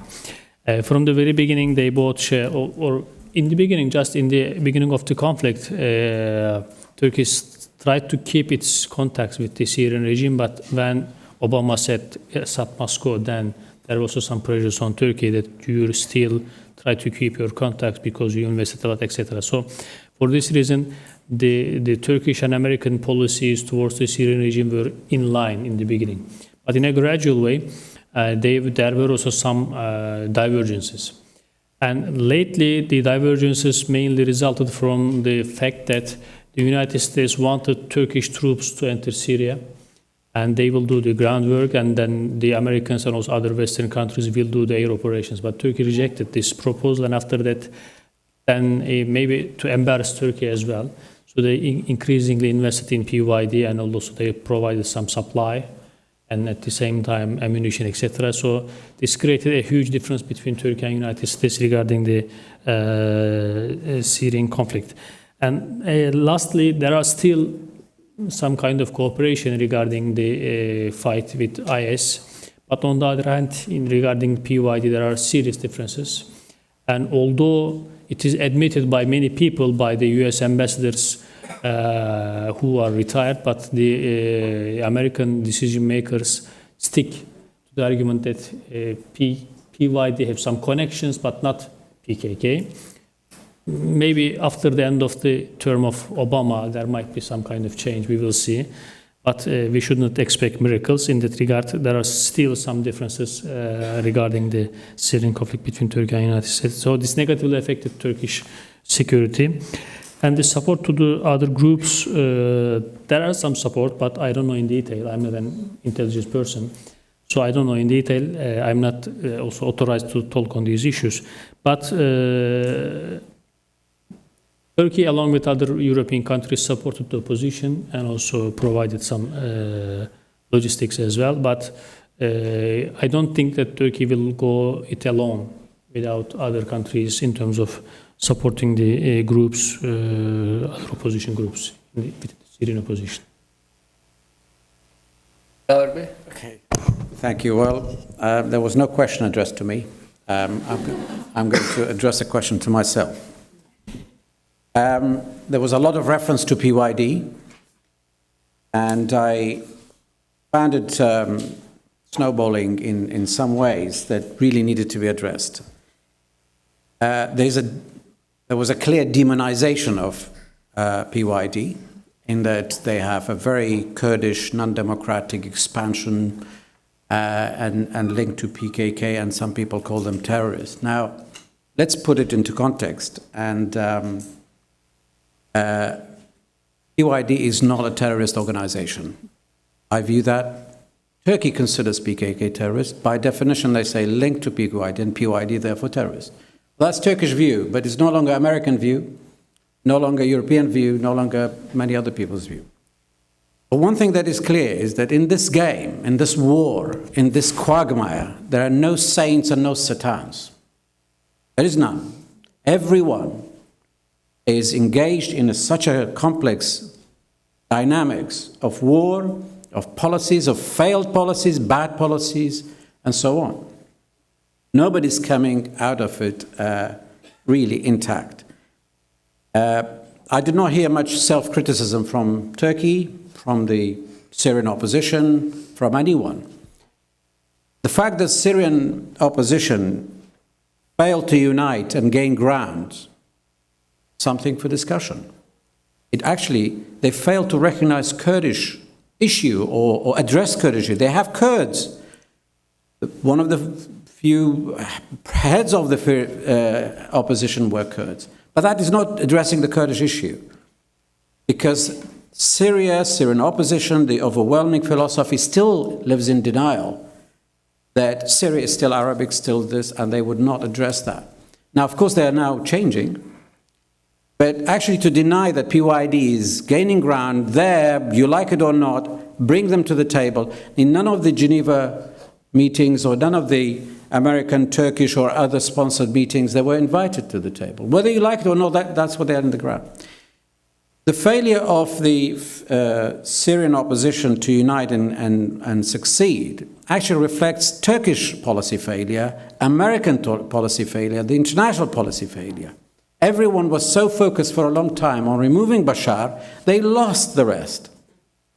Now the Americans are trying to do something about it. They stopped living in denial. They went into bed with PYD. They said they are the ones who are now effective against ISIL.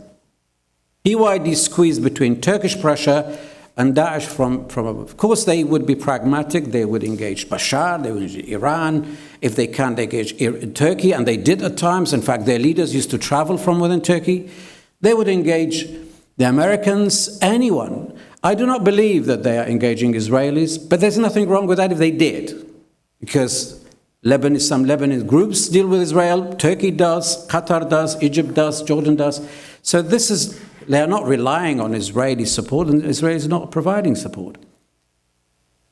PYD, of course, I think many speakers in Farhad Bey did demonstrate that 50% of the fighters came from Turkey. And a lot of these are PKK encouraged, PKK affiliated, so nobody can deny that.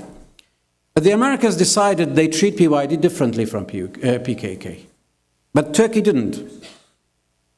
And this is where we are now. Of course, PYD will try its best to gain as much ground as possible, whether it's Arab land, Kurdish land, who knows whose land is what? Whoever admitted that Halab used to have a large proportion of its population as Kurds, denied completely. Now they say Halab is Kurdish, no Arabic, no. Halab is a mixture, it's a cosmopolitan, it's everyone. Everyone owns Syria. Of course, Manbij may not be Kurdish at all. Some Kurds live there, some Arabs live, some Turkmens live there. Syria belongs to Syrians. When they go and occupy and liberate or gain ground, they establish their own governance. That doesn't mean they start labeling as Kurdistan. If they do, it's wrong. It's not Kurdistan. What they are also doing, of course, they are not democratic. They are suppressing some of their opposition. They are not allowing the other Syrian Kurds to share power with them. But who's democratic in Iraq? Who's democratic in Syria? This is a state of war. It's an exceptional circumstance. You cannot judge their democratic commitment by what you see now. They are fighting a survival war. And whatever they do, of course, it will affect Turkey, will affect PKK, will affect everyone. But that's beside the point. These are the implications. In Syria, PYD is fighting. And they're trying to even connect the three pockets that you mentioned. They will do. Who wouldn't do? And if the first Syrian army could do, they would do the same. If ISIL could do, they do the same. And if Bashar can actually regain the whole control over Syria, they will.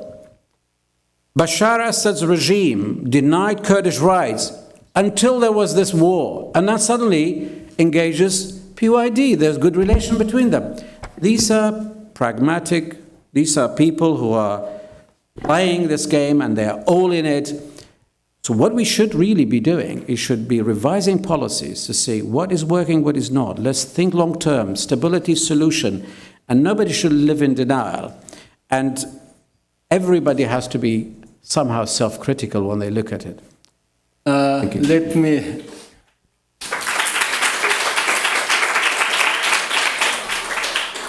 Let me take 2 minutes to use the prerogative of the moderator, continue the discussion, not to challenge or anything. Dilaver Bey, of course, likes to present nice visions, but relativizing things doesn't change certain mistakes on the ground. We have to be open to talk about them. I guess when Salam or other speakers from Turkey were pointing out PYD, they were reacting to a portrayal, which you also mentioned. There are no Satans and saints, but in the prevailing discussion in the West, PYD is painted as the saint. So most of the mistakes of the PYD are just ignored, and their representation is a very fancy, rosy picture. I guess this is what people were reacting here. From a Turkish perspective, I mean, if I see that two of the recent suicide bombings, which killed tens of people, were committed by people who were trained in Syria in the PYD-controlled areas, I see a problem. If I see that the military assistance given to PYD by Western governments ends up in Turkey to kill Turkish people, there is a problem. And then from the Syrian opposition perspective, I mean, let's take one example, Tel Abyad, which was liberated from ISIS last year, June or July 2015. If hundreds of thousands of people, close to 100, I guess, in Turkey still, Mesut, you remember that? Yeah, more than 100,000 people, Arabs from Tel Abyad, are not allowed by PYD to go back to their homes. There is a problem, as you called it, ethnic cleansing. We have to be also able to talk about them clearly. Saying that everybody commits mistake, it is a war of attrition for everybody, relativizing things doesn't change the facts. So there are important issues where PYD is doing wrong. And again, in the conflict, I mean, you talked about they are being squeezed by different forces. I think the fighting group that is squeezed on the ground by most of the other groups is the moderate opposition groups. In this pocket, they are fighting the Russians, they are fighting the regime, they are fighting the militia from Iraq, Afghanistan, brought by Iran, they are fighting Hezbollah. In the middle of all this fight, suddenly you see PYD is backstabbing the opposition in many places. We have seen it. In Aleppo, you referred to Aleppo in the Castilla Road, in other places. When ISIS and regime at the same time are attacking the opposition, when they are in the worst conditions, PYD is taking advantage and hitting the moderate opposition from behind. So this is wrong. You might say that in the opportunity, everybody will try to grab it, but this is the mistake. So if they are acting in a very opportunistic manner, there might be a price to pay down the way, 2 years later, 5 years later. And I remember our event in Washington, D.C., 2014, August, at the Wilson Center. You remember, right after ISIS, we were again together with Alatme.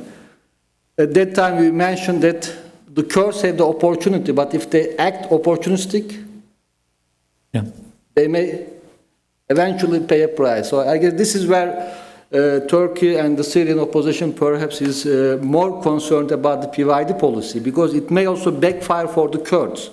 So you refer to the representation of the Kurds. Yes, PYD is not represented in the general process, but there are many Kurds in the High Negotiation Council, in other platforms. And then from a Turkish point of view, the Turkish government, I guess, made it clear several times that if the United States or Russia is so intent in terms of the representation of PYD, let's look at their alliance patterns on the ground. So why not put them on the same table as the regime? Because they are more aligned with the regime than the opposition. So this is also an option. Nobody is telling them not to be there. But PYD fighting the opposition groups on the ground, backstabbing them, and forcing the opposition groups to accept PYD on the same position, this is quite also unrealistic. And I guess this is where the Turkish policy has been, from my own understanding, very consistent. And then also in Riyadh, before the general process started, there were Kurdish representatives, but not from PYD. But we will continue this discussion. There are a couple of more questions before we another round then. I want to make some a suggestion, because if we go back to the camps, like the camp in Jordan or wherever it might be,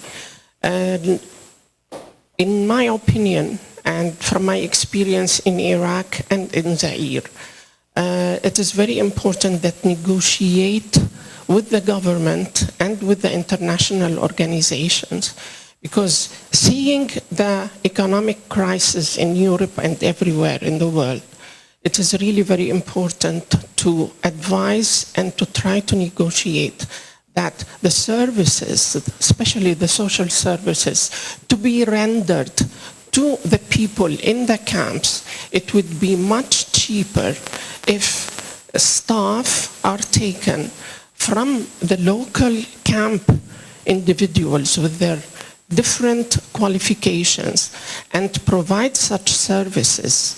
This way you are empowering the people in the camp, you are maintaining their knowledge and their skills, and at the same time you are giving them the opportunity to be responsible for their own community. So I strongly recommend that such representation, at least, I don't know who controls. I know that the Jordanian government controls a Zaatari camp, but who represents the camp dwellers in this instance? If communities are formed at the different areas and they will be the representatives of the camp population, then you will have a better negotiation argument, and especially if you involve the donors as well, meaning the international organizations, be it UNICEF, be it UNHCR, or whoever is involved. Thank you.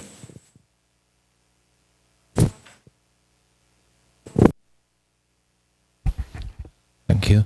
Peter Remmele, Adenauer Foundation. I'd like to come back to the Kurdish issue. A couple of weeks ago, we supported an event dealing with the Sykes-Picot, and it was like more or less one of the conclusions was don't touch the existing borders, because you will create more bloodshed, a bigger mess, and more consequences to Whose come. conclusion was that? Well, several participants. Anyway, it is one, and it is not so unlikely.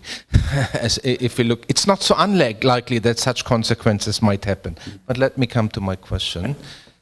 So, having Sykes-Picot in mind, and we know that one of the open issues of Sykes-Picot was the foundation of a Kurdish state, but of course was not followed then with a strong Atatürk and with Iraq and the other nation states. So what you described, Mr. Ala al-Din, is that the minimum likely solution, and I'm only talking of the Kurdish part of Iraq, not of Kurdistan, is having a kind of factual independence within the state of Iraq, or might go to national sovereignty and to independence. In that case, I would like to know, would you see the rest of it just the first example, and then the rest will fall apart, or would that trigger more desire for other Kurdish parts for independence in Diyarbakir or southern Turkey? And I would like to have, of course, a Turkish comment on that. Thank you.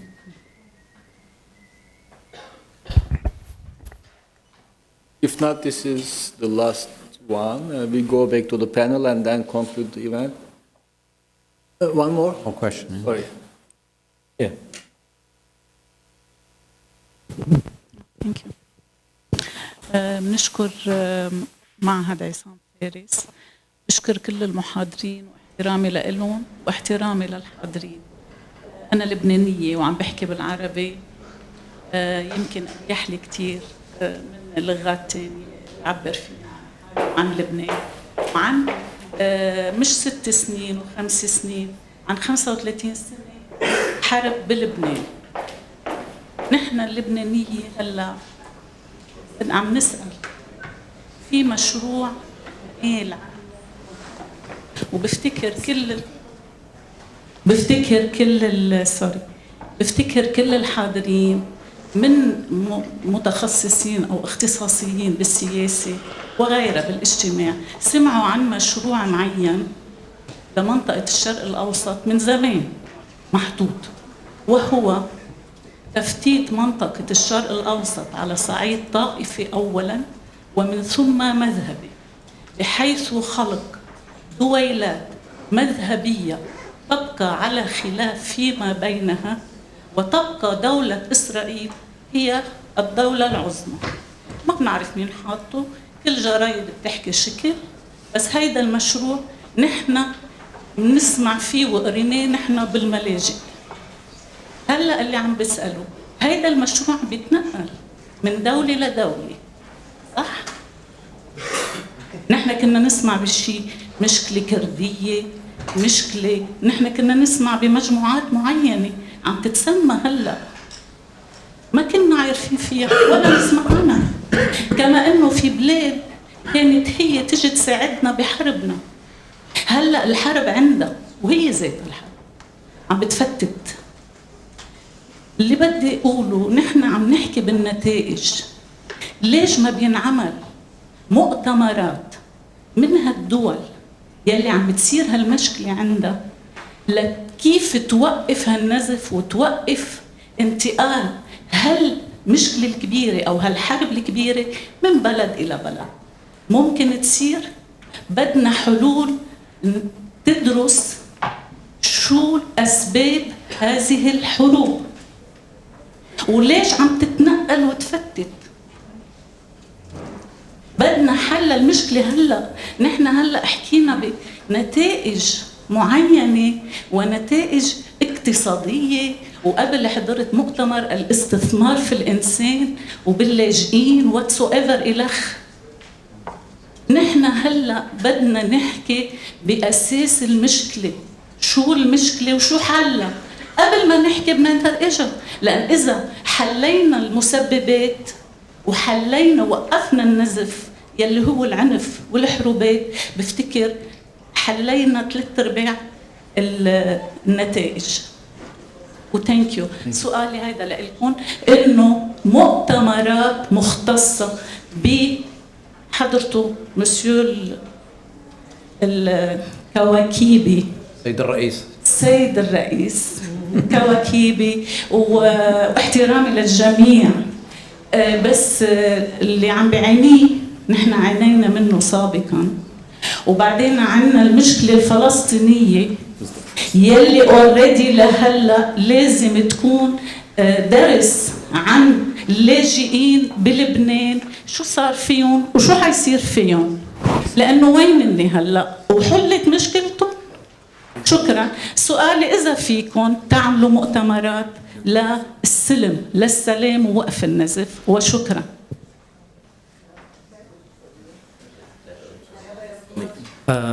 You can translate the question.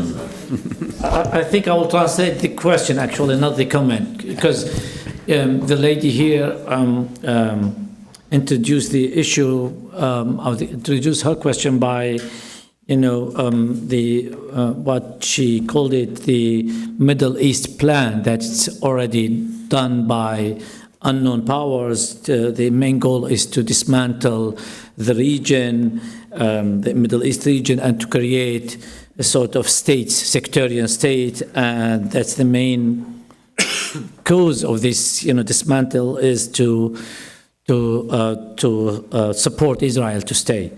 So she suggested to have a conference to think about the main causes of this war, or to think about a conference on peace more than a conference on war. Did I miss anything?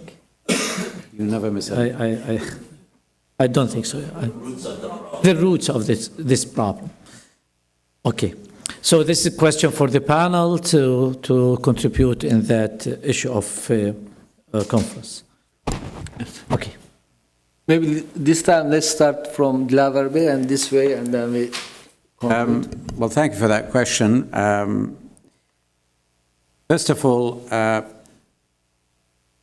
think going back to Sykes-Picot, Sykes-Picot never drew the borders, by the way. It's all a mistake. People think that this is what Sykes-Picot drew. Sykes-Picot just worked on areas of influence, but it's the events after the war that shaped the place.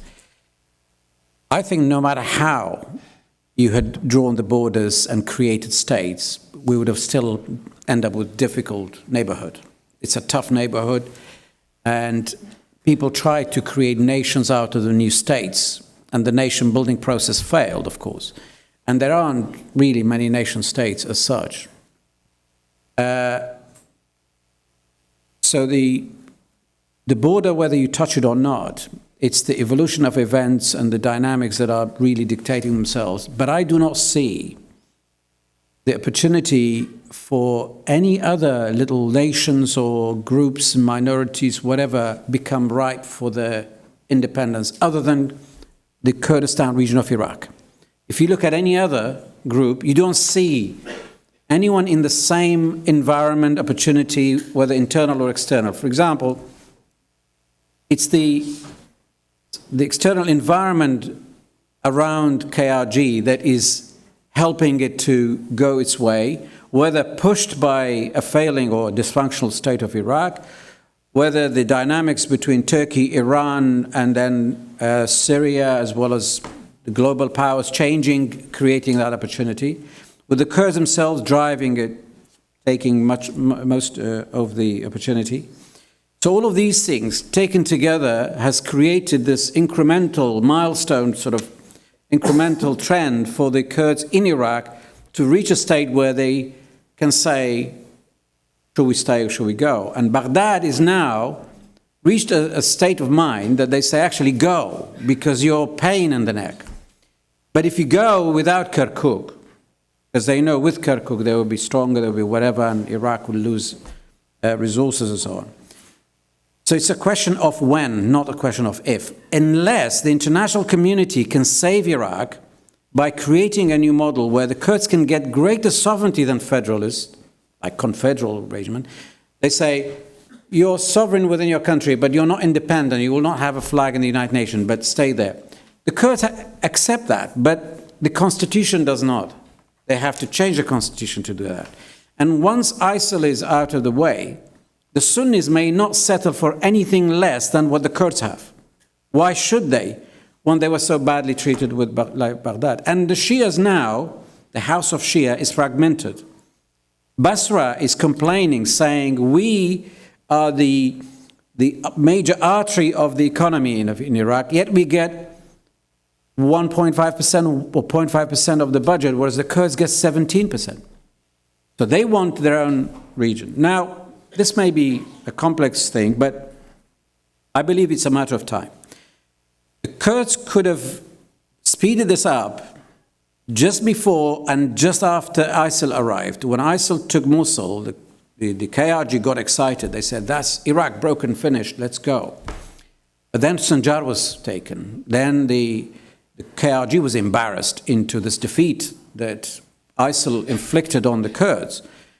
And with international help coming, it was conditional, saying Iraq must remain integral. Why? Because we can't have a weak Iraq against ISIL.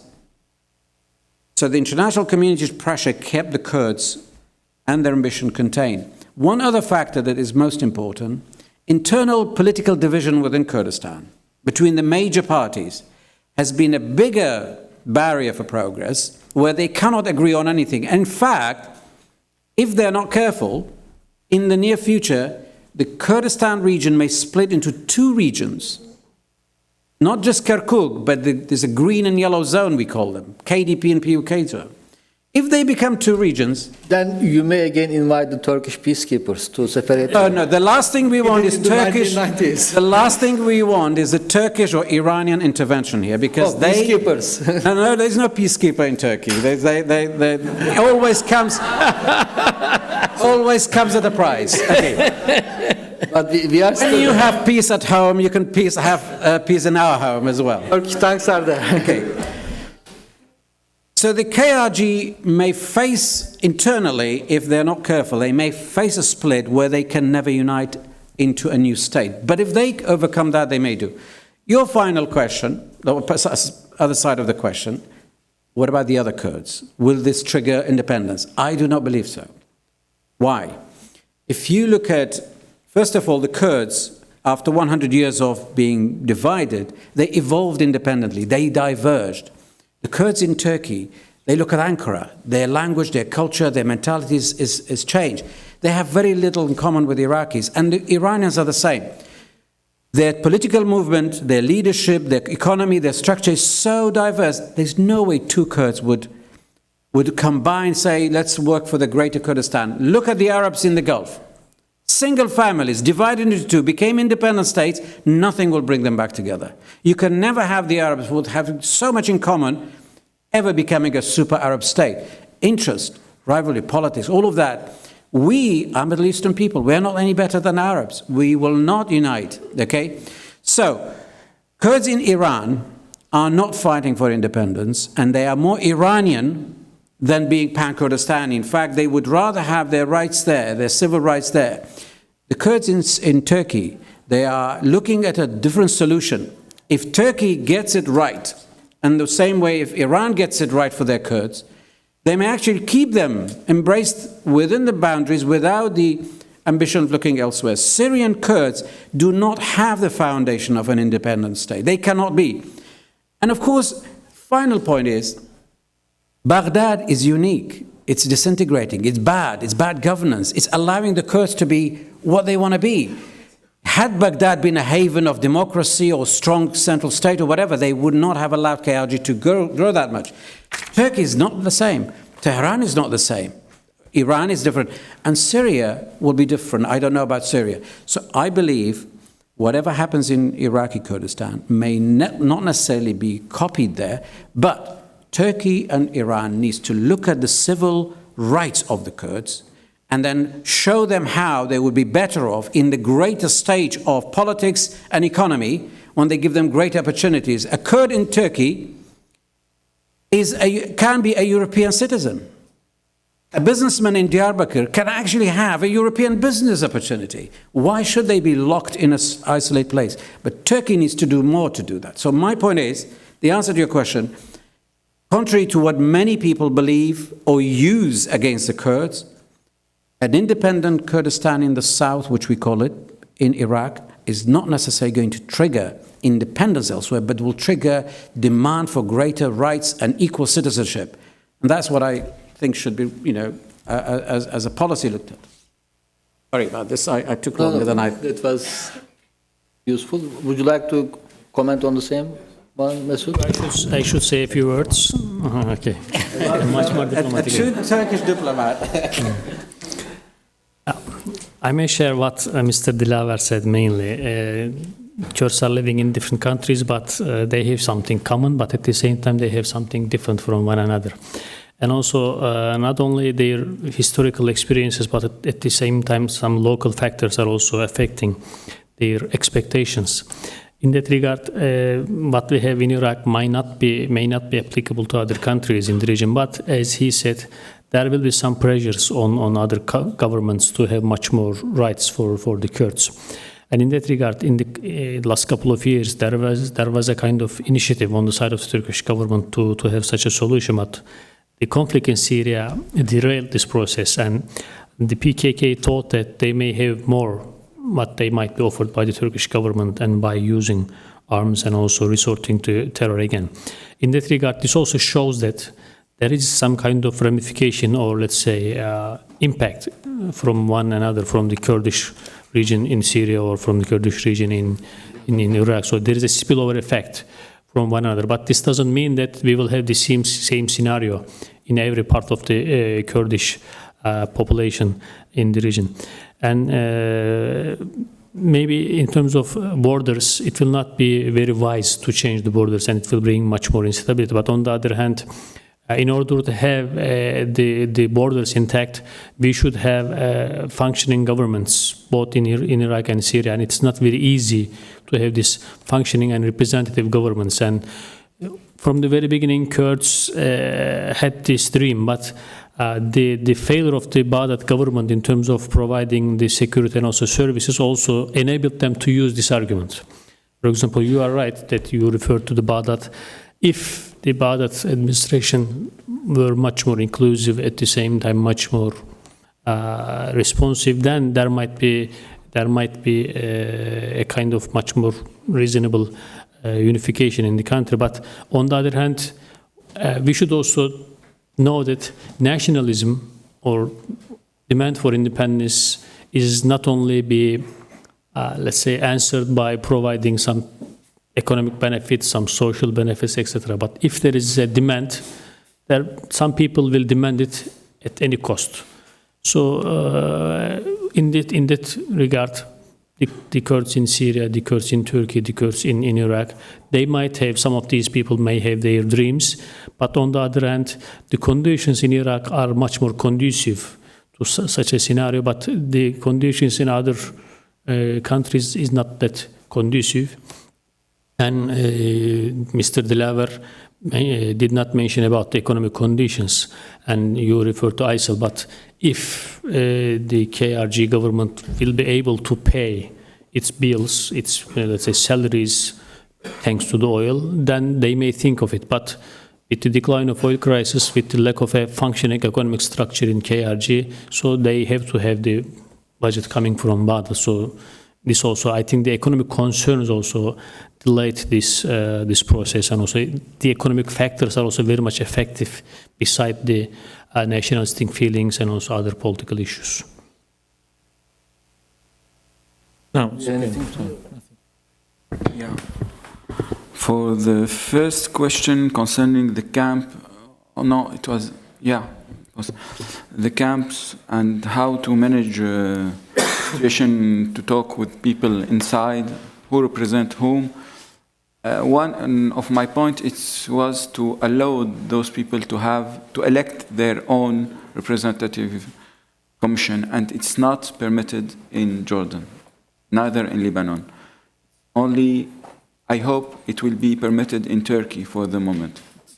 Didn't exist in Turkey, but we hope in the future we can organize such small election between refugees, especially in the camp, to have a representative. And also in Jordan, it's very clear for the management of the issue.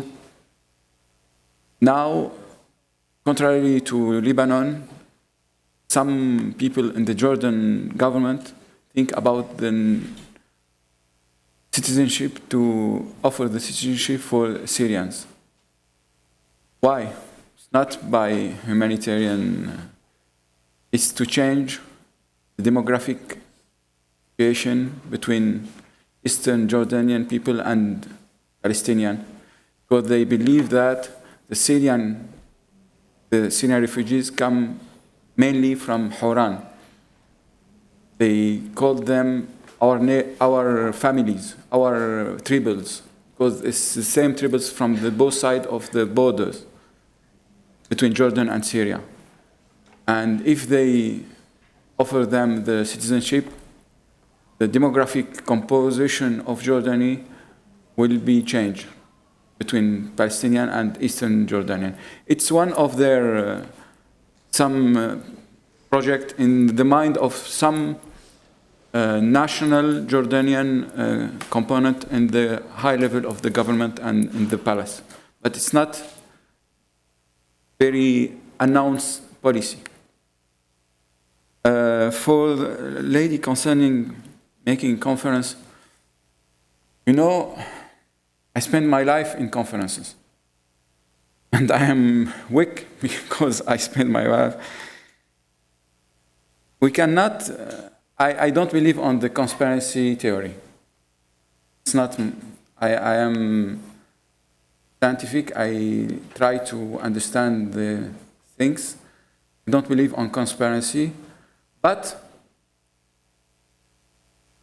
I believe on, no, I don't have the solution. If I have the solution, you don't find me here. I will be somewhere else. Nobody have the solution, even. But it's to make a demonstration in the street. It's very peaceful. Stop selling arms, but stop despotism also. Stop tyranny. Stop repression. Who opened the door of the former intervention? It's the local government, the local undemocratic treatment of the population. The failure of the nation state since the independence in the Arab world, we pay the result now. It's not the Western only, not the foreigner who are the evil.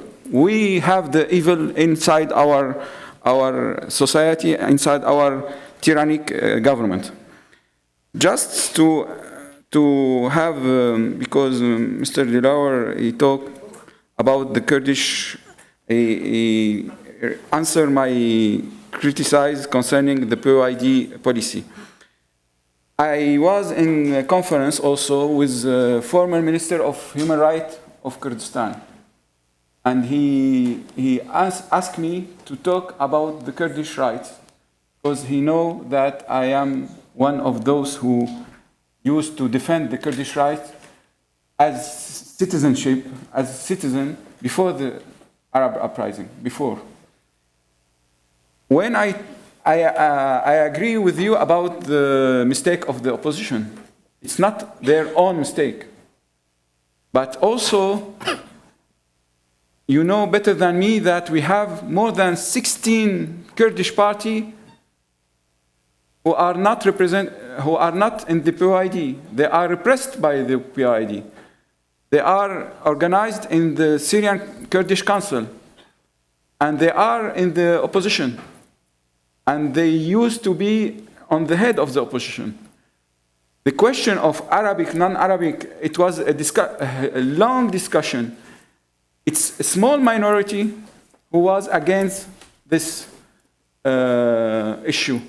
And the majority of the opponent, especially the historical leaders who used to be in jail because they used to defend the Kurdish issues in the 70s and the 80s, was for large citizenship. You said that independence is not in their project. I am for the independence, but I am for a clear position. If you come, you tell me, we know we have the right, I believe on the right of population of autodetermination everywhere in the world. Everywhere in the world. But if you tell me, no, I don't look for independence, and all your effective work, it's for independence, I cannot defend your position. I want to defend a clear position. And this opportunity used by the PYD, I believe it's, as you said, we don't have evil or black or white. Everyone can explore the situation now, and if he don't explore the situation, he's not a smart person, smart group. I understand their opportunity, but at the same time, when I talk about Aleppo, Manbij, I don't talk about racial or ethnologic issue. I spoke about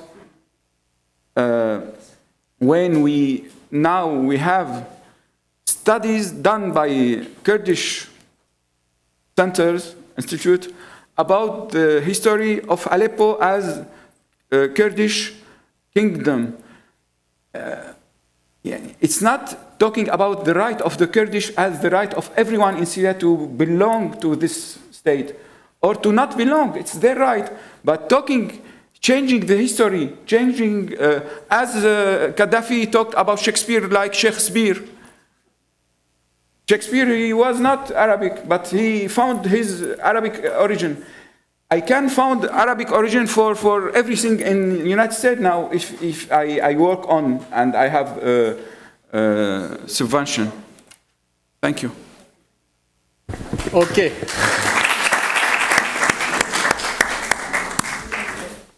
Thanks a lot to everybody for their contributions.